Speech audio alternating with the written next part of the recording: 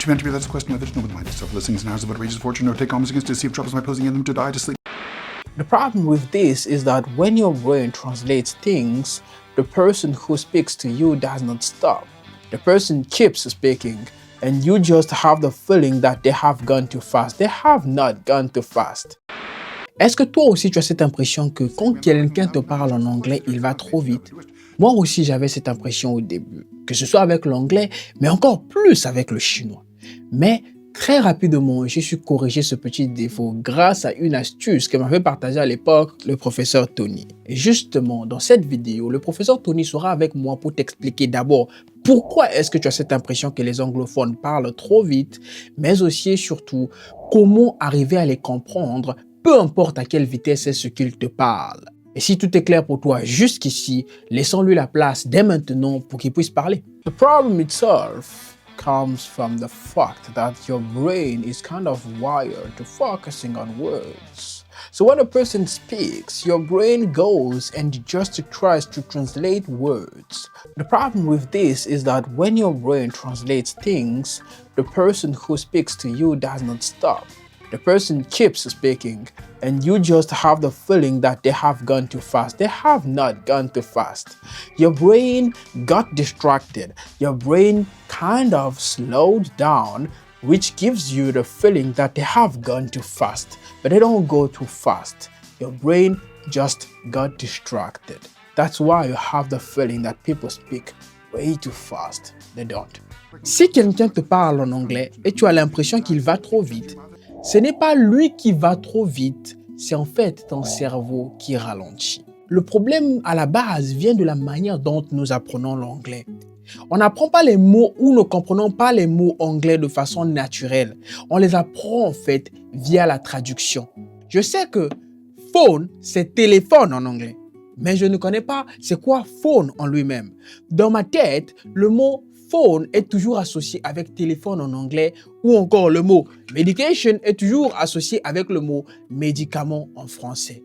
La manière dont nous apprenons les langues secondaires est tellement dépendante de notre langue maternelle que notre cerveau est en fait enfermé à associer toujours et sans cesse certains mots entre eux. Le résultat de ça, c'est que ce soit à la lecture ou à l'écoute, quand on voit certains mots, notre cerveau de lui-même va dans ses dossiers à l'intérieur qu'il a enregistrés pour essayer de trouver l'équivalent de ce mot en français là, vu qu'on l'avait déjà appris. Et de façon concrète, voici comment ça va se manifester lorsque quelqu'un te parlera en anglais. Quand quelqu'un te parle, dès qu'il dit le premier mot, il n'y a pas de problème. Quand il dit le deuxième mot, il n'y a pas de problème. Mais lorsqu'il va aligner 2 phrases, 3 phrases, tu vas entendre un mot que tu ne connais pas. Ton cerveau va bloquer sur ce mot, aller faire la traduction d'abord de ce mot en français pour essayer de comprendre qu'est-ce qu'il veut dire et puis revenir dans la conversation. Mais pendant que tu fais ça, ton interlocuteur, lui, continue à parler. C'est pour ça que tu as eu l'impression qu'il va trop vite. C'est parce qu'au même moment où il parlait, toi, dans ta tête, tu étais en train de faire une autre tâche. Tu étais en train de traduire l'un des mots qu'il a dit. En fait, en t'attardant trop sur les mots, tu as l'impression que la personne va trop vite. Mais comme je viens de le dire, on s'attarde sur les mots, c'est parce que c'est comme ça que nous apprenons l'anglais. On apprend les mots par traduction. Donc, les mots dans notre cerveau sont toujours associés à des équivalents en français. Donc, dès qu'on les entend, on a tendance à les traduire. Mais le schéma est si nocif et si toxique qu'il en résulte à ce niveau-là. Quand quelqu'un te parle, toi, tu es toujours là à traduire les mots dans ta tête et donc tu as l'impression que les gens vont trop vite. En réalité, ils ne vont pas trop vite. C'est juste ton cerveau qui ralentit en fait. Parce que toi, tu essaies de traduire des mots alors que tu dois être dans la conversation. Maintenant que tu connais ton problème, le truc, c'est comment le résoudre. Et justement, c'est là que cette astuce que je m'apprête à te partager va te sauver. Et je propose qu'on puisse écouter le professeur tout de suite pour nous parler de cette astuce.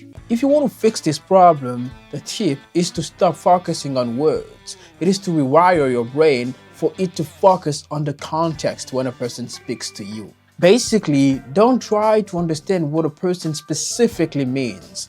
Try to understand what the person basically means. That's the secret for you to understand what a person says without you having to dwell on every single word they say. Because if you dwell on the words and try to understand what the person is specifically telling you, you will always have this feeling that the person is going too fast. Your brain slows down. The person does not speak fast. So you want to stop slowing down. Keep your brain from getting distracted when the person is speaking to you and force it to stay focused on what the person is saying and get what the person is basically trying to tell you. That's why you want to try to understand what the person basically means instead of trying to understand what the person specifically means. L'astuce consiste à te concentrer sur le contexte plutôt que de te concentrer sur les mots.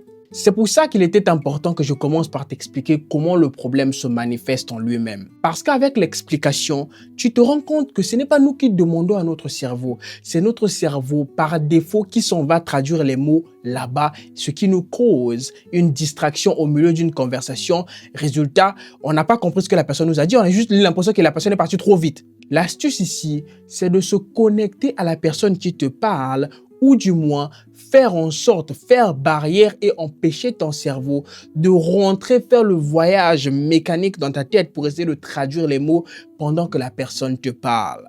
Concrètement, qu'est-ce qu'il se passe?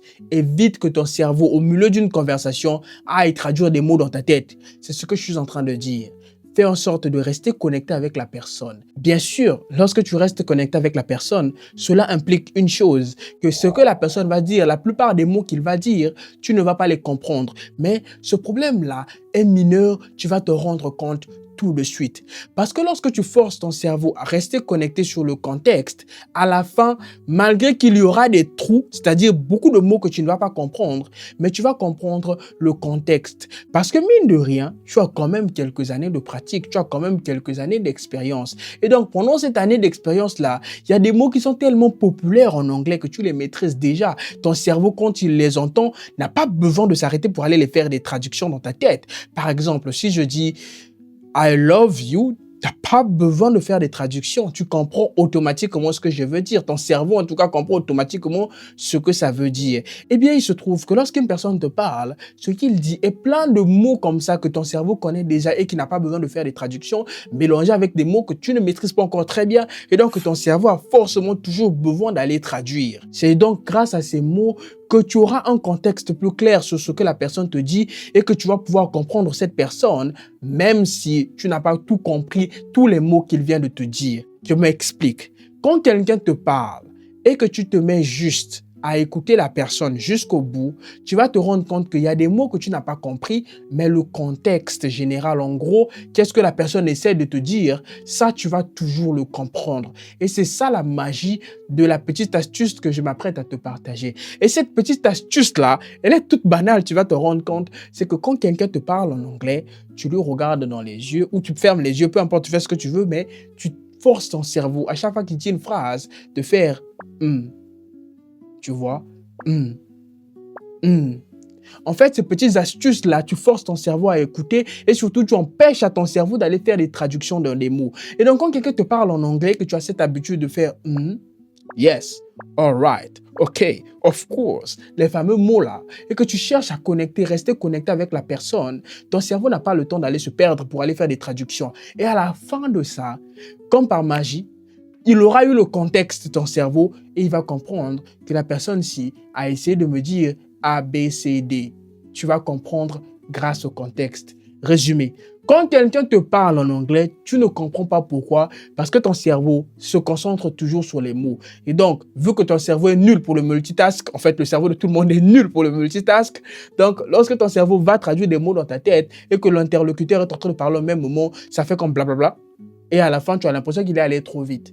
Pour résoudre ce problème-là, force ton cerveau à rester connecté à la personne. Empêche à ton cerveau d'aller faire la traduction des mots dans ta tête. Et donc, quand quelqu'un te parle, regarde-lui dans les yeux et dis yes, yes, Au début, fais ça parce que en faisant ça, tu te forces à rester connecté avec ce que la personne te dit. En faisant ça, tu ne vas pas comprendre tous les mots, bien sûr, mais tu vas comprendre le contexte de ce que la personne essaie de te dire. C'est au début que tu fais ça, mais à la fin, ton vocabulaire continue de grandir au fur et à mesure que tu pratiques. Et donc, quand quelqu'un te parle en anglais, peu importe à quelle vitesse c'est ce qu'il te parle, tu vas comprendre toujours. C'est juste une question de pratique et cette méthode-là te sert au début. Quand quelqu'un te parle dans les conversations, ne laisse pas ton cerveau se distraire pour aller s'attarder sur les mots.